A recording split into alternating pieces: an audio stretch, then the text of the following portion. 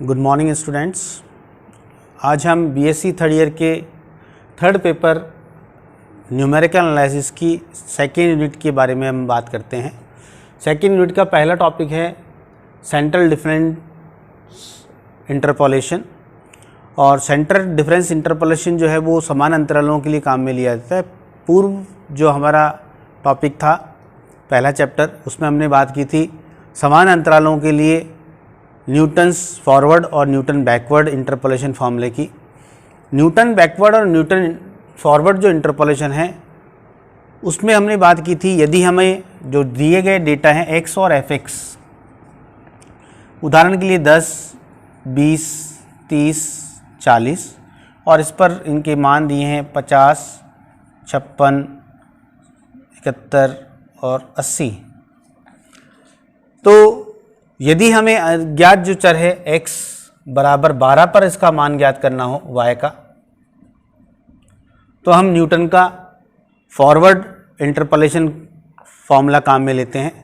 परंतु यदि x बराबर 38 पर y का मान अज्ञात हो तब हम न्यूटन बैकवर्ड इंटरपोलेशन फॉर्मूला काम में लेते हैं। चूँकि x का जो मान है वो 12 इस 10 के नज़दीक है तो न्यूटन फॉरवर्ड फार्मूला काम में लेते हैं, और x बराबर 38 जो कि 40 के नज़दीक है तो हम न्यूटन्स बैकवर्ड इंटरपोलेशन फार्मूला काम में लेते हैं। परंतु जब x बराबर 21 पर मान ज्ञात करना हो, x बराबर 21 पर y का मान अज्ञात है, तो उस कंडीशन में जो 21 है वो हमारा यहाँ है, या 25 मान लेते हैं। 25 हमारा 20 और 30 के बीच में है। तो ये जो सेंटर के दो मान हैं हमारे 20 और 30, इनके नज़दीक वैल्यू अज्ञात है।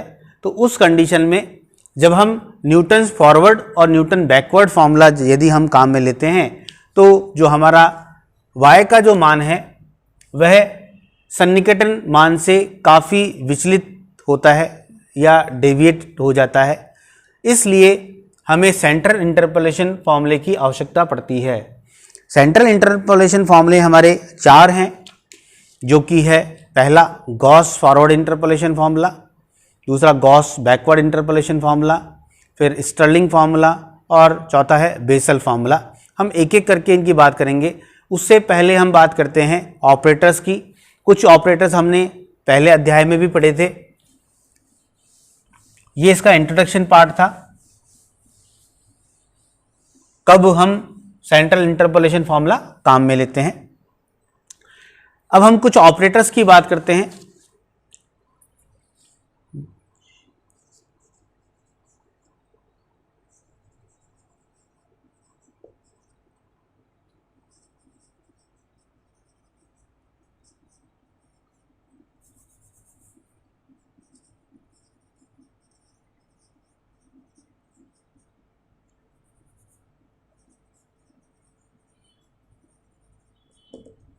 Shepherd centre difference operators.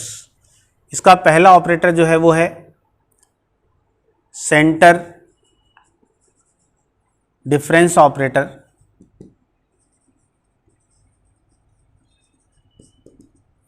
Central difference operator जो होता है इसे हम डेल से व्यक्त करते हैं, और इसकी परिभाषा है संकारक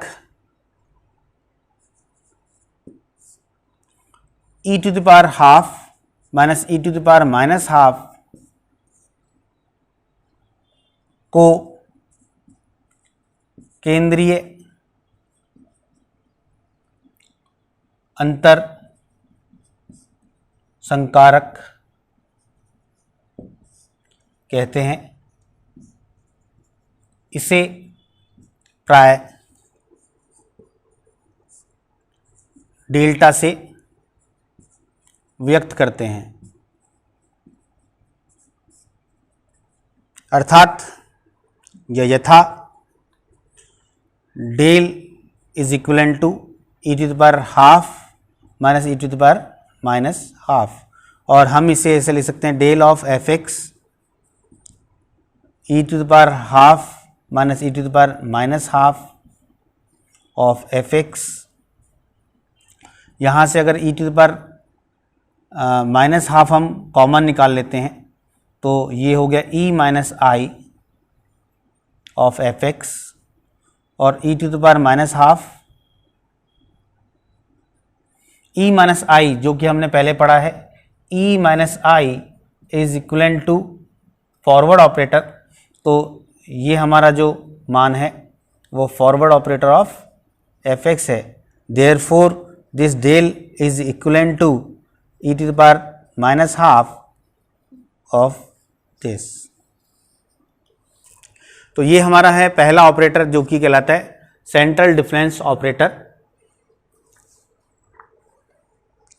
दूसरा ऑपरेटर है एवरेज ऑपरेटर।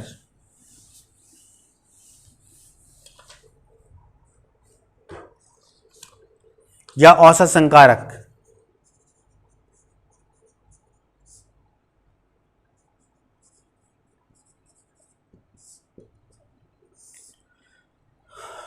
औसत संकारक जो है उसे हम इस प्रकार से परिभाषित करते हैं, संकारक e to the power half plus e to the power minus half upon 2 को औसत संकारक कहते हैं। इसे प्राय म्यू द्वारा व्यक्त करते हैं।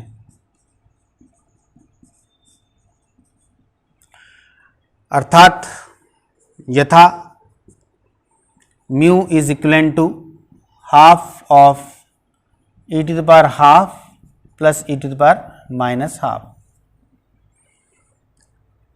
Mu of F X that is half e to the power half plus e to the power minus half of F X. इसे हम ऐसे भी लिख सकते हैं, mu square of F x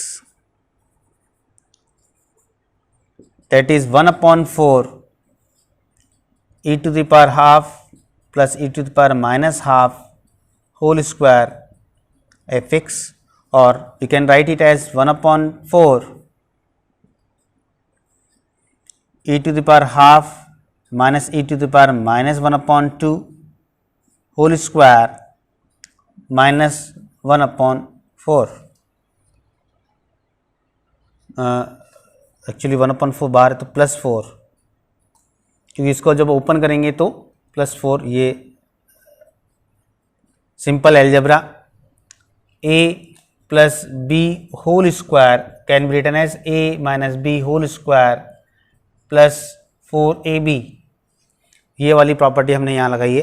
तो this is e to the power half minus e to the power minus half whole square plus 4, और इसे हम लिख सकते हैं 1/4 और e to the power half minus e to the power minus half whole square. ये हमारा Sheppard operator जो सेंट्रल इंटरपोलेशन ऑपरेटर था वो है ऑफ एफ एक्स, जिसे हम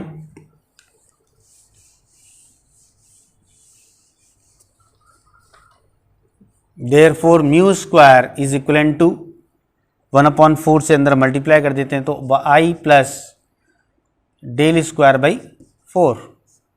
तो ये हमारा औसत संकारक और जो हमारा सेंट्रल डिफरेंस ऑपरेटर था, केंद्रीय अंतर्वेशन केंद्रीय अंतर संकारक, उन दोनों में आपसी संबंध है, दोनों के अंदर कॉमन रिलेशन है। ये म्यू और डेल में रिलेशन को हम इस प्रकार से व्यक्त करते हैं।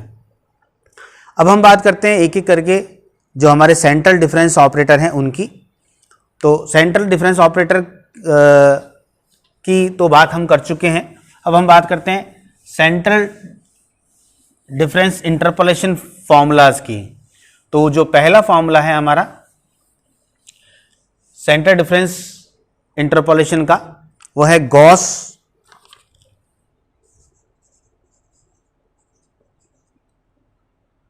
Forward interpolation formula.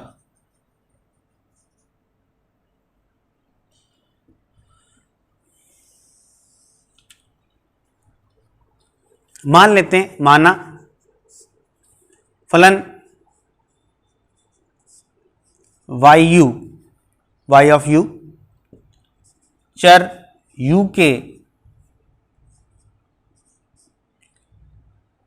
इकाई अंतराल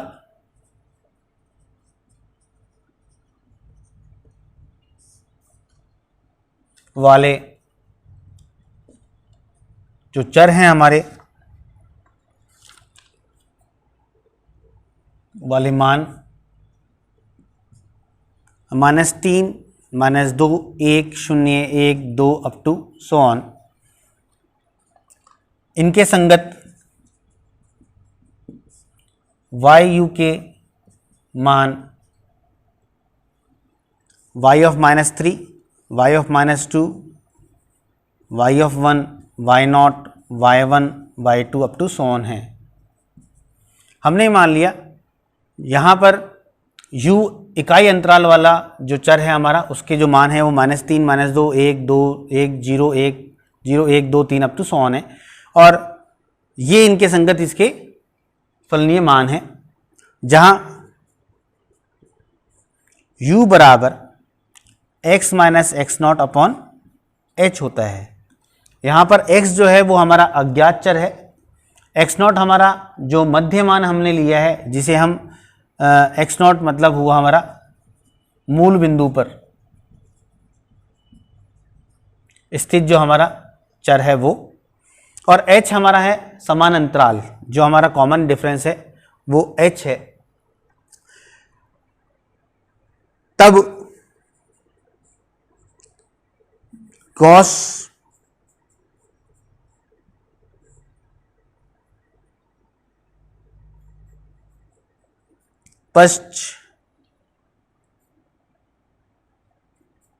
पश्चांतर सूत्र